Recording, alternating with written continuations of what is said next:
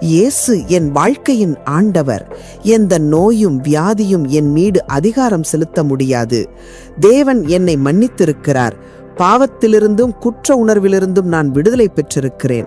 நான் பாவத்திற்கு மரித்தவன், தேவனுடைய நீதியில் வாழ்கிறவன். என் மனதில் மன்னிக்காத தன்மையும் சண்டை சச்சரவுகளும் இல்லை. கிறிஸ்து என்னை மன்னித்தது போல நானும் மற்றவர்களை மன்னிக்கிறேன். பரிசுத்த ஆவியினால் தேவனுடைய அன்பு என் இருதயத்தில் நிரம்பியிருக்கிறது. இயேசு சிலுவையில் என் பாவங்களைச் சுமந்தார். அதனால் நான் பாவத்திற்கு மரித்து தேவனுக்காக வாழ்கிறேன். அவருடைய தழும்புகளினால் நான் சுகமடைந்தேன். இயேசு என் நோய்களையும் வேதனைகளையும் சுமந்தார். அதனால் நோய்க்கும் வலிக்கும் என் வாழ்க்கையில் இடமில்லை. தேவன் தமது வார்த்தையை அனுப்பி என்னை சுகப்படுத்தினார். பிதாவே, உமது வார்த்தையினால் நான் ஜெயம் பெறுகிறேன்.